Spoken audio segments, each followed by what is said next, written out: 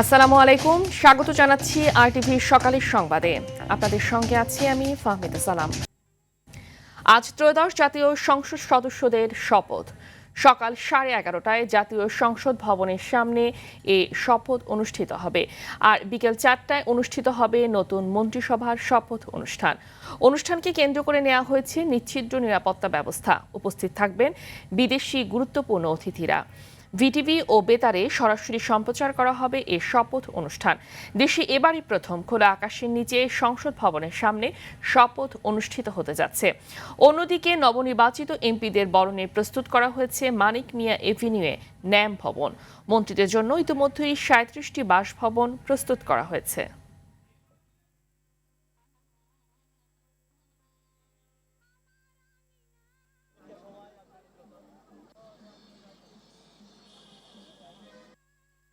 কোনো কবরবাসী সেখানে ভোট দিতে পারবে ইনশাল্লাহ। অনুভূতি অত্যন্ত চমৎকার। একটা গণতান্ত্রিক পরিবেশে বাংলাদেশে বহুদিন পরে নির্বাচন অনুষ্ঠান হয়েছে। একটা নির্বাচনের জন্য আমরা বহুদিন মুখিয়েছিলাম। একজন জনগণের ভোটে নির্বাচিত সংসদ হিসাবে মাথা উঁচু করে সংসদে প্রবেশ করতে যাচ্ছে। আপনারা দোয়া করবেন। প্রত্যাশা বাংলাদেশের উন্নয়ন, প্রত্যাশা বাংলাদেশের শান্তি শৃঙ্খলার উন্নয়ন, বাংলাদেশের বিনিয়োগ বৃদ্ধি এবং একটা ভালো স্মুথ সমাজ। দ্রব্যমূল্যের ঊর্ধ্বগতিতে নাভিশ্বাস ছিল মানুষের জীবনযাত্রা, কিন্তু এবার আমরা আশা করি যে মানুষের যে চাহিদা, মানুষের যে প্রত্যাশা, সেই প্রত্যাশা পূরণের জন্য আমরা কাজ করবো ইনশাআল্লাহ।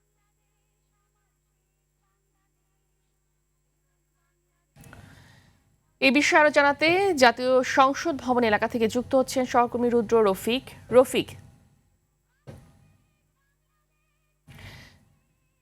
এবারে প্রথম খোলা আকাশের নিচে শপথ গ্রহণ অনুষ্ঠান, তো সব মিলিয়ে পরিবেশ কেমন দেখছেন এবং নবনির্বাচিত এমপিদের প্রতিক্রিয়া কি, বিস্তারিত জানাবেন।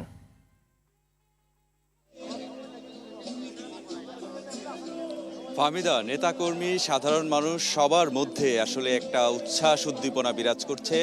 মানিক মিয়া এভিনিউ এলাকা আসলে উৎসবের এলাকায় পরিণত হয়েছে। আমি সকাল থেকে এসে যেটি দেখেছি, এই এলাকায় অসংখ্য সাধারণ মানুষ এখনই এসে দাঁড়িয়ে রয়েছে। যদিও শপথ গ্রহণ শুরু হতে, বিশেষ করে সংসদ সদস্যদের শপথ গ্রহণ শুরু হতে এখনও প্রায় 1 ঘন্টা বাকি।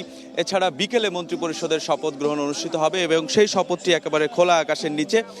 এই খোলা আকাশের নিচে যে শপথ গ্রহণটি অনুষ্ঠিত হবে, একেবারে ইতিহাসে প্রথমবার বাংলাদেশে যে বঙ্গভবনের বাইরে কোনো শপথ গ্রহণ, মন্ত্রিপরিষদের শপথ গ্রহণ অনুষ্ঠিত হতে যাচ্ছে, সেই শপথ গ্রহণ অনুষ্ঠানটি নিজের চোখে দেখার জন্য অসংখ্য সাধারণ মানুষ এই সড়কের পাশে এসে অপেক্ষা করছে সেই সকাল থেকে।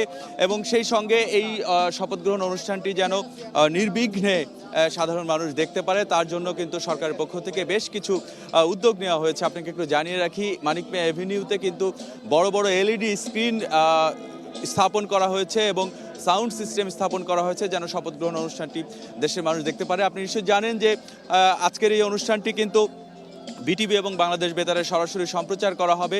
এছাড়াও দেশের প্রত্যেকটি জেলায় কিন্তু জেলা প্রশাসকরা কিন্তু উদ্যোগ নিয়েছেন যেন ওই জেলার মানুষ শপথ গ্রহণ অনুষ্ঠানটি যেন দেখতে পারে, সেজন্য কিন্তু এলইডি স্ক্রিন জেলা শহরেও কিন্তু স্থাপন করা হয়েছে। আপনাকে একটু জানিয়ে রাখি, মানিক মিয়া এভিনিউ এলাকায় যান চলাচল কিন্তু সকাল থেকে কিছুটা নিয়ন্ত্রণে রাখা হয়েছে এবং একপাশের সড়কের যান চলাচল কিন্তু পুরোপুরি বন্ধ করা হয়েছে। কোনো ধরনের অপ্রীতিকর ঘটনা এড়াতে বিপুল সংখ্যক আইন শৃঙ্খলা রক্ষাকারী বাহিনীর সদস্যরা এখানে উপস্থিত রয়েছেন। সেই সঙ্গে যেন কয়েক স্তরের নিরাপত্তা ব্যবস্থা এখানে রয়েছে। যারা সাধারণ মানুষ আসছেন তারা প্রত্যাশা করছেন আজকের যে শপথ গ্রহণ অনুষ্ঠিত হবে, নতুন যে সরকার গঠিত হবে, এই সরকার আগামীতে বাংলাদেশকে বিশ্বের বুকে আসলে এক অন্য উচ্চতায় নিয়ে যাবে এবং বাংলাদেশের যে গণতন্ত্রের যে ঘাটতি ছিল গত 17 বছরে, গণতান্ত্রিক চর্চা যে বাংলাদেশের মানুষ করতে পারেনি, সেই গণতন্ত্রের যে উত্তরণ, সেই উত্তরণ আজকের এই শপথ গ্রহণের মধ্য দিয়ে অনুষ্ঠিত হবে বলে সাধারণ মানুষ কিন্তু প্রত্যাশা করছেন। ফাহমিদা, ধন্যবাদ আপনাকে। জাতীয় সংসদ ভবনের মানিক মিয়া এভিনিউ রয়েছেন আমাদের আরেক সহকর্মী সাদিয়া কানিজ লিজা, সেখান থেকে যুক্ত হচ্ছেন তিনি। সাদিয়া,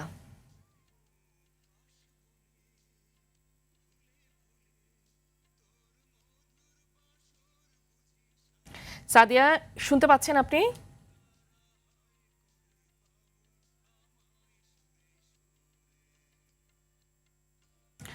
সাদিয়া, শপথ অনুষ্ঠান ঘিরে নিরাপত্তা ব্যবস্থা কেমন দেখছেন, সাধারণ মানুষ এবং নেতাকর্মীদের প্রতিক্রিয়া কি?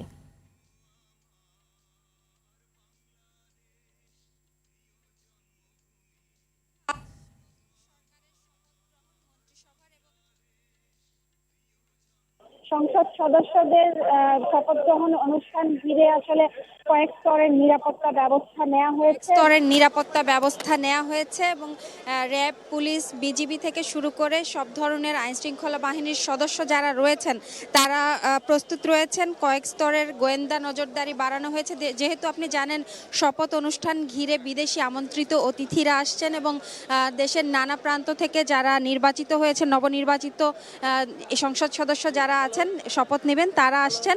তাদের আনা নেয়ার জন্যও কিন্তু যে নিরাপত্তার যে ব্যবস্থা সেটির জন্যও কিন্তু পুলিশের নিরাপত্তা ব্যবস্থা বাড়ানো হয়েছে এবং এখানে উৎসুক মানুষের ভিড় আপনি দেখতে পাচ্ছেন। দেশের নানা প্রান্ত থেকে, প্রত্যন্ত অঞ্চল থেকে মানুষ এসছেন, যাদেরকে ভোট দিয়ে তারা নির্বাচিত করেছেন। তাদের কাছে তাদের এক ধরনের প্রত্যাশা রয়েছে এতদিনের যে সংকটগুলো, সেই সংকটগুলো তারা মোকাবেলা করবেন এবং গণমানুষের হয়ে তারা কথা বলবেন, সেই কথাগুলোই কিন্তু তারা বলছেন। আর এই সংসদ ভবনের যে মানিক মিয়া এভিনিউ যে এলাকা, সেই এলাকায় কিন্তু মানুষের ছেয়ে গেছে এবং তাদের মধ্যে এক ধরনের উচ্ছ্বাস আমরা দেখতে পাচ্ছি।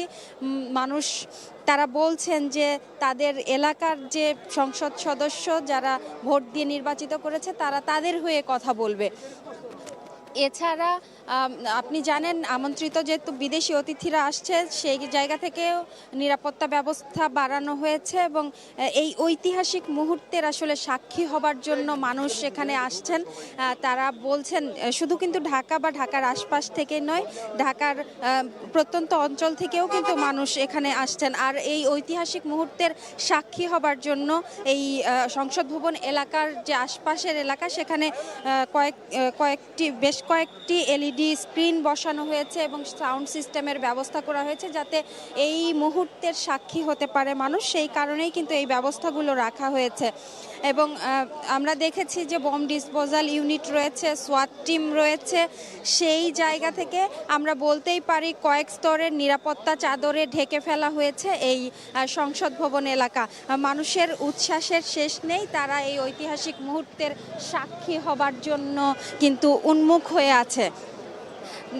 তারা বলছেন, আপনি জানেন সকাল 10টায় শপথ গ্রহণ অনুষ্ঠান সংসদ সদস্যদের এবং বিকেল 4টায় মন্ত্রী পরিষদের যে শপথ, সেই অনুষ্ঠান কিন্তু হবে। সেই অনুষ্ঠান মানুষ প্রত্যক্ষ করবেন। তো ফাহমিদা, এই ছিল সংসদ ভবন এলাকা থেকে আমার কাছে সর্বশেষ। সাদিয়া, ধন্যবাদ আপনাকে। দর্শক, শুনছিলাম সাদিয়ার কাছ থেকে। আমাদের আরেক সহকর্মী খান আলামিন আছেন জাতীয় সংসদ ভবন এলাকায়, যুক্ত হচ্ছে আলামিনের সাথে। আলামিন, এই শপথ গ্রহণ অনুষ্ঠানে বিভিন্ন দেশের বিদেশি অতিথিরাও আমন্ত্রিত। তো বিদেশি অতিথি যারা আছেন তারা অনুষ্ঠান স্থলে এসে পৌঁছেছেন কিনা, এবং এছাড়া অন্যান্য অতিথি যারা আছেন তারা এসেছেন কিনা, তাদের প্রতিক্রিয়া কি, কারোর সাথে কথা বলেছেন কিনা, বিস্তারিত জানাবেন।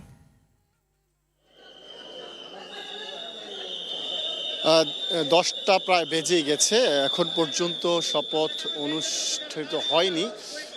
তো আমরা যেটি দেখেছি, অনেক বিদেশি অতিথি কিংবা যারা কূটনীতিক রয়েছেন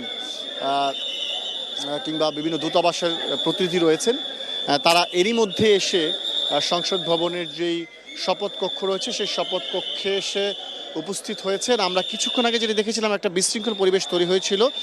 মণিপুরি পাড়ার যে গেটটি রয়েছে সেই গেট দিয়ে যারা নির্ধারিত পাশধারী নয় তাদের অনেকে ভেতরে প্রবেশ করে গিয়েছিলেন। তো আমরা এখন দেখছি নিরাপত্তা বাহিনীর সদস্যরা তাদের সবাইকে সংসদ ভবনের ভেতরের এলাকা থেকে তাদেরকে বাইরে নিয়ে যাচ্ছেন। আমরা সেই দৃশ্যটি এখন আমাদের চোখের সামনে ঘটছে। আমরা দেখছি যে অনেক সংসদ সদস্যরা ভেতরে এরই মধ্যে প্রবেশ করেছেন। আমরা বিএনপির স্থায়ী কমিটির সদস্য সালাউদ্দিন আহমেদ এবং আমির খুসরো মাহমুদ চৌধুরীকে দেখেছি, তারপরে আব্দুল আওয়াল মিন্টুকে আমরা দেখেছি। এছাড়া অনেককেই সিনিয়র নেতৃবৃন্দ অনেককে এরই মধ্যে দেখেছি তারা ভেতরে প্রবেশ করেছেন। কিন্তু এনসিপির নেতৃবৃন্দকে আমরা এখন পর্যন্ত আমাদের ক্যামেরায় আমরা দেখিনি যে তারা ভেতরে প্রবেশ করেছেন কিনা। আর যেটি বলেছে যে বিদেশি অতিথিদের মধ্যে তো আমরা জানি যে 13টি দেশের প্রতিনিধি এবং পররাষ্ট্রমন্ত্রীদের সরকার আমন্ত্রণ জানিয়েছে এই বিশেষ করে মন্ত্রিসভার যেই শপথ রয়েছে সেই শপথে অংশ নেওয়ার জন্য। তো সেটি বিকেল 4টায় শুরু হবে। সংসদ সদস্যদের শপথ অনুষ্ঠানে তারা কেউ থাকবেন না। যদিও অনেক দূতাবাসের প্রতিনিধির কথা আগেও বলছিলাম যে এরই মধ্যে তারা সংসদ ভবনের যেই শপথ কক্ষ রয়েছে সেই শপথ কক্ষে এরই মধ্যে এসে উপস্থিত হয়েছেন। কোনো রাষ্ট্রদূতকে আমরা দেখেছি ভেতরে প্রবেশ করেছেন। তো এখন পরিস্থিতিটি কিছুটা স্বাভাবিক করার চেষ্টা করা হয়েছে। অনেক সাধারণ মানুষ ভিতরে প্রবেশ করে ফেলেছিলেন, যাদেরকে এরই মধ্যে বের করে দেওয়া হয়েছে। আমরা দেখছি যে সংসদ সদস্যদের যে সকল গাড়িগুলো রয়েছে একের পর এক আসছে এবং সংসদরা গাড়ি থেকে নেমে যে নির্ধারিত কক্ষ রয়েছে সেই কক্ষে প্রবেশ করতে যাচ্ছেন। আমরা সেই দৃশ্যটি আপনাদেরকে হয়তো দেখাতে পারছি। আমরা বলে রাখি সকাল 10টায় সময় নির্ধারণ ছিল, কিন্তু প্রবেশের মুখে যে জটলা তৈরি হয়েছে সে জটলার ফলে অনেক সংসদ সদস্যের গাড়ি এখনও মণিপুর যে গেট সেই গেটের বাইরে দিকে কিংবা রয়েছে সেই গেটের বাইরে এখনো জ্যামে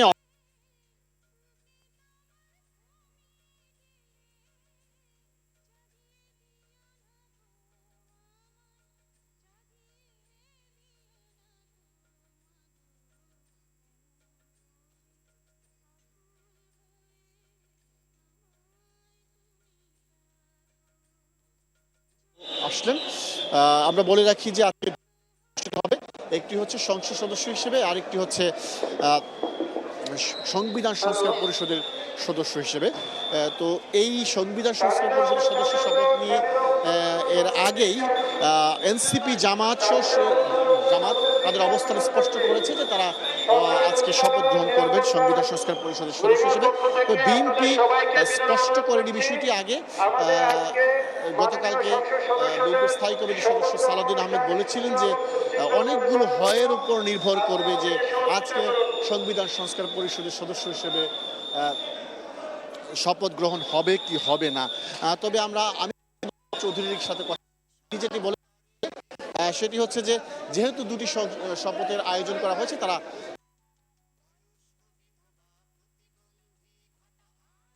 আমরা অনেক সদস্য যারা জুনিয়র লেভেলের নেতা রয়েছেন, যেমন শিমুল বিশ্বাস রয়েছে, তারপরে আব্দুল আল মিন্টু, তারা অনেকেই বলেছেন যে এই বিষয়টি তারা আসলে স্পষ্ট করে কিছু জানেন না। তবে শপথ গ্রহণের পরে যেহেতু সেখানে তারেক রহমান থেকে শুরু করে সবাই থাকবেন, তারা হয়তো নির্দেশনা দেবেন যে তারা সংবিধান সংস্কার পরিষদের সদস্য হিসেবে শপথ দেবেন কিনা। সেই নির্দেশনা অনুযায়ী তারা কাজ করবেন, শপথ নেবেন অথবা নেবেন না, এই কথাটি আমাদেরকে বলেছেন। তো সেই জায়গা থেকে বলা যাচ্ছে যে এখন পর্যন্ত তো দলীয় যেই সিদ্ধান্তর বিষয়টি সেটি হয়তো এখন পর্যন্ত সবার কাছে পৌঁছায়নি কিংবা সিদ্ধান্ত হয়তো এখন পর্যন্ত নেওয়া হয়নি। তারেক রহমান হয়তো যে প্রথম শপথ রয়েছে এমপি হিসেবে শপথ গ্রহণ, সেই শপথ গ্রহণ শেষে হয়তো সেই সিদ্ধান্তটি সব সদস্যদের মাঝে জানিয়ে দেবেন। আরেকটি বিষয় বলে রাখি যে এই শপথ গ্রহণের পরে যে সংসদীয় বোর্ডের সভা রয়েছে আজকে বিএনপির, তো সেই সংসদীয় বোর্ডের সভা অনুষ্ঠিত হবে যেই নির্ধারিত কক্ষ রয়েছে সেই নির্ধারিত কক্ষে, এবং সেই সময় হয়তো বেশ কিছু গুরুত্বপূর্ণ সিদ্ধান্ত আসতে পারে। এবং তারপরেই মূলত যে মূল আনুষ্ঠানিকতা সরকার গঠন যেটিকে বলা হয়, বিকেলবেলা সংসদ ভবনের দক্ষিণ প্লাজা বিকেল 4টায় মন্ত্রিসভার সদস্যরা শপথ গ্রহণ করবেন এবং প্রধানমন্ত্রী হিসেবে তারেক রহমান সেখানে শপথ গ্রহণ করবেন। তো আমার কাছে এই হচ্ছে সংসদ ভবন এলাকা থেকে সবশেষ তথ্য। আমরা দেখছি যে একের পর এক সংসদ সদস্যরা ভেতরে প্রবেশ করছেন, আসছেন এবং তাদেরকে প্রবেশ করার ব্যবস্থা করে দিচ্ছেন এখানকার যারা আইন শৃঙ্খলা বাহিনীর সদস্য যারা রয়েছেন। আলামিন, ধন্যবাদ আপনাকে। 12 তারিখ নির্বাচনের মধ্য দিয়ে জনগণ ভোটাধিকার ফিরে পেয়েছে বলে জানিয়েছে প্রধান উপদেষ্টা ডক্টর মোহাম্মদ ইউনূস। সোমবার রাতে বাংলাদেশ টেলিভিশনে বিদায়ী ভাষণে তিনি কথা বলেন। প্রধান উপদেষ্টা বলেন, ভবিষ্যতে নির্বাচন কেমন হবে তার জন্য ত্রয়োদশ জাতীয় সংসদ নির্বাচন উজ্জ্বল দৃষ্টান্ত। এছাড়া জুলাই সনদ অন্তর্বর্তী সরকারের বড় অর্জন জানিয়ে ডক্টর ইউনূস জানান, জুলাই সনদ বাস্তবায়ন হলে ফ্যাসিবাদ ফিরে আসার পথ চিরতরে বন্ধ হয়ে যাবে। জুলাই অভ্যুত্থানের পর ব্যাপক প্রাতিষ্ঠানিক সংস্কার হয়েছে। গুম খুন সহ মানবাধিকার লঙ্ঘনের সংস্কৃতি যেন আর ফিরে না আসে তার জন্য ব্যবস্থা নেওয়া হয়েছে বলে জানান প্রধান উপদেষ্টা। পরিচ্ছন্ন ও বিশ্বাসযোগ্য জাতীয় নির্বাচনের আয়োজন করেছি, যার মাধ্যমে জনগণ আবার তাদের ভোটাধিকার ফিরে পেয়েছে। এই নির্বাচন কেবল একটা ক্ষমতা হস্তান্তরের প্রক্রিয়া নয়, এটি বাংলাদেশের গণতান্ত্রিক ব্যবস্থার নতুন অভিযাত্রার সূচনা। রমজানের চাহিদাকে পুঁজি করে অস্থির হয়ে উঠেছে পেঁয়াজের বাজার। ভোজ্য তেল সহ অতি প্রয়োজনীয় বিভিন্ন পণ্যের কৃত্রিম সংকটের আশঙ্কায় দোকানিরা। যদিও বাজার নিয়ন্ত্রণে সরকারের রয়েছে কঠোর নির্দেশনা, তবে বিশ্লেষকদের মতে এ কাজে চ্যালেঞ্জের মুখে পড়বে নতুন সরকার। দুই সরকারের মধ্যবর্তী সময়ে এই সুযোগ নিতে পারেন ব্যবসায়ীরা। সাব্বির আহমেদের ক্যামেরায় বিস্তারিত জানাচ্ছেন সর্দার রাজীব। রমজানের খেজুর কিনতে কারণ বাজার এসেছেন চান মিয়া, তবে দাম শুনে যেন আকাশ ভেঙে পড়ছে মাথায়। মধ্যমানের খেজুরের দামই 700 টাকার ঘরে, যদিও বিক্রেতাদের দাবি বাজার স্থিতিশীল রয়েছে। আমরা তো নিম্ন আয়ের মানুষ, আমরা যত কম দামে জিনিস খুঁজি ওটাই ভালো, যাতে ভালো হয়। আমার যে 1000 টাকা আছে 1200 টাকা আছে, তো আমাদের পক্ষে সম্ভব না। চাহিদা মতন মানুষের নিতেছে, আর খেজুরের দামও কম আছে। মুদি সামগ্রীর দর প্রায় অপরিবর্তিত থাকলেও চোখ রাঙাচ্ছে ভোজ্য তেল। কৃত্রিম সংকটে দাম বাড়ার আশঙ্কায় দোকানিরা।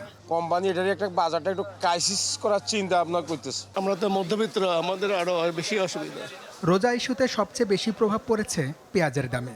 সপ্তাহের ব্যবধানে কেজিতে বেড়েছে 8 থেকে 10 টাকা। আগের তুলনায় একটু বাড়তি, কারণ নির্বাচনের আগে যে সব লোকজন বাড়িতে গেছে, তারপরে মনে করেন যে আর গাড়ি ঢুকে নাই। সামনে রোজা তো এখন একটু বেচা কেনা ভালো, এই কারণে একটু বাড়তি।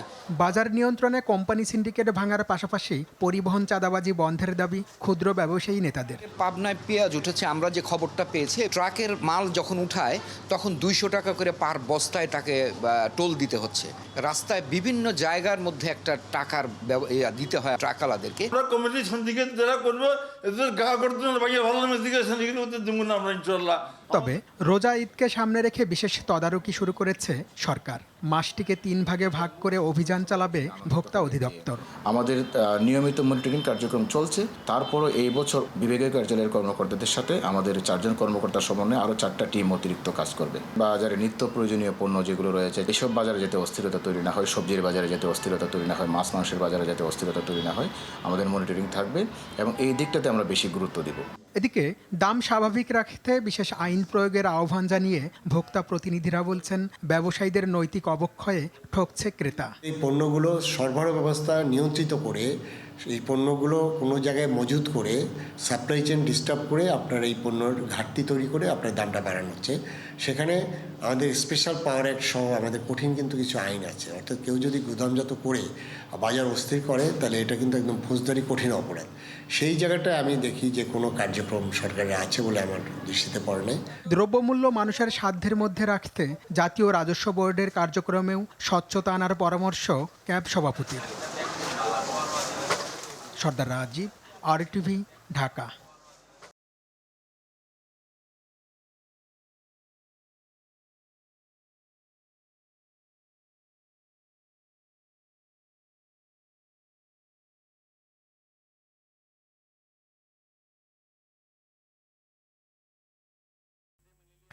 আইডিএফসি পরিবর্তনের পথে বাংলাদেশ।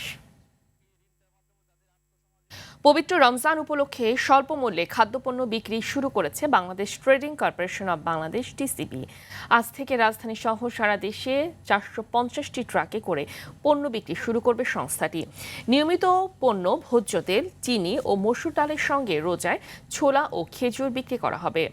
স্মার্ট ফ্যামিলি কার্ডধারীরা ডিলারের কাছ থেকে ভর্তুকি মূল্যে নিয়মিত 3টি পণ্য নিয়ে থাকেন প্রতি মাসে। অন্যদিকে ট্রাক সেলের আওতায় প্রতি ট্রাকে দৈনিক 400 জনের কাছে পণ্য বিক্রি করার সিদ্ধান্ত নিয়েছে সংস্থাটি। টিসিবি জানায়, ঢাকার বিভিন্ন স্থানে 50টি সহ সারা দেশের 55 জেলায় শুক্র ও শনিবার বাদে বাকি 5 দিন পণ্য বিক্রি করা হবে।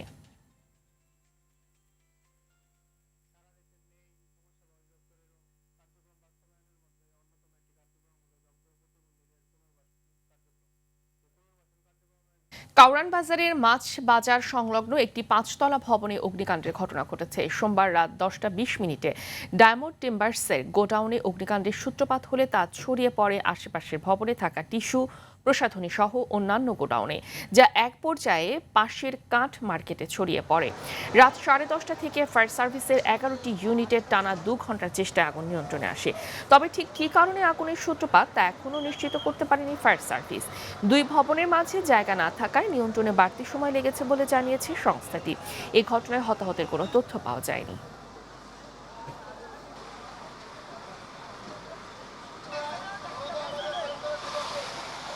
আজকের কারণ বাজারের আগুনের ব্রিফ দিচ্ছি। এই সমিল থেকে আগুনের সূত্রপাত হয়েছে, তারপরে এখান থেকে আপনার এই পাশে যে আমার পিছনে 5তলা যে বিল্ডিংটা দেখতে পাচ্ছেন, এই বিল্ডিংয়ে আগুনটা ছড়িয়ে যায়। তদন্ত করার পরে আমরা বলতে পারবো যে ক্ষয়ক্ষতি কতটুকু হয়েছে। হতাহতের কোনো তথ্য আমরা এখন পর্যন্ত পাইনি।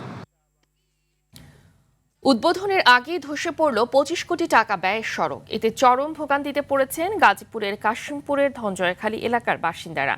পিচ ঢালাইয়ের 3 দিন পরেই সড়কের এমন বেহাল অবস্থায় ক্ষোভ প্রকাশ করেছেন এলাকাবাসী। তাদের দাবি, রাস্তার কাজে ব্যাপক অনিয়ম ও দুর্নীতি হয়েছে। গাজীপুর থেকে আজহারুল হকের পাঠানো তথ্যচিত্রে আরও জানাচ্ছেন লিওন আজাদ। জাতীয় সংসদ নির্বাচনের কয়েকদিন আগে তুরাগ নদের তীর ঘেঁষে নির্মিত 1150 মিটারের কাশিমপুর দনজয়খালী সড়কটিতে আরসিসি ঢালাই করা হয়। ঢালাই শেষ হওয়ার 3 দিনের মাথায় কয়েকশো ফুট সড়ক ভেঙে যায়। কোথাও 3 ফুট, কোথাও 2 ফুট পর্যন্ত দেবে যায়। এছাড়াও বিভিন্ন স্থানে দেখা দিয়েছে ফাটল।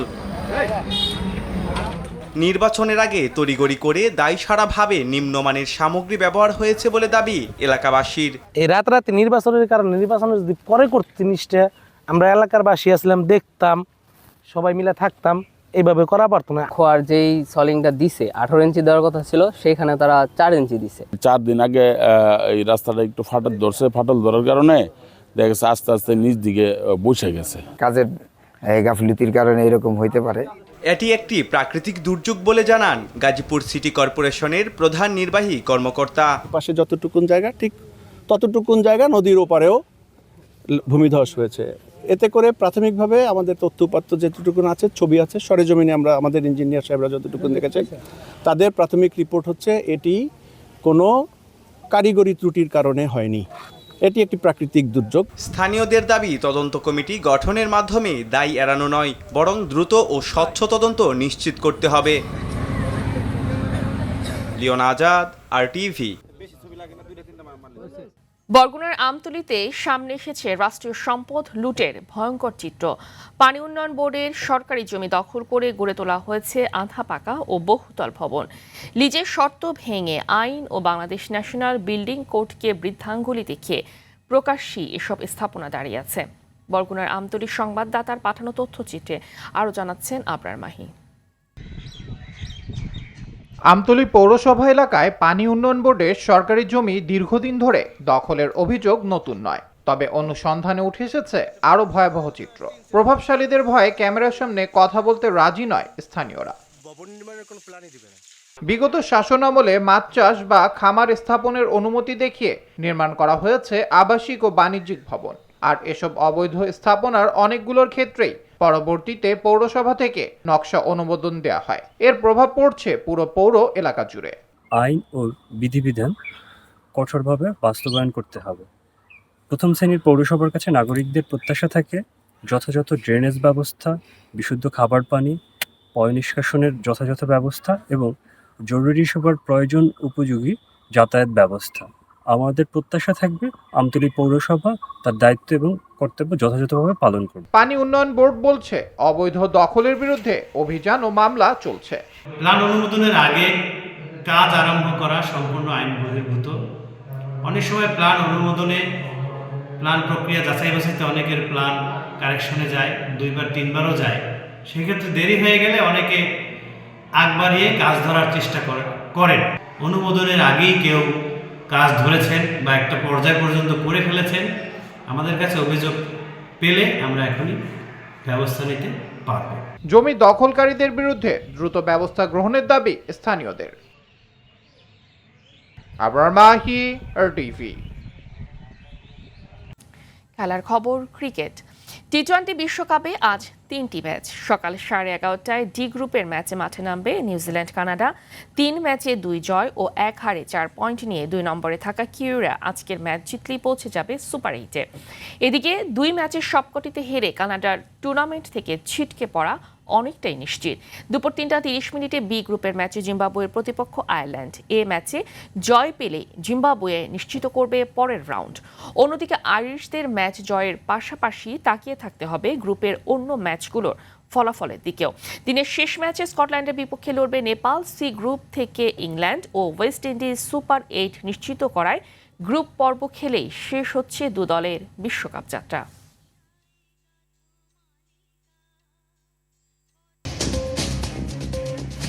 সকালের সংবাদ এ পর্যন্তই। মধ্যাহ্নের সংবাদ দুপুর 12টায় দেখার আমন্ত্রণ রইল। ধন্যবাদ সবাইকে।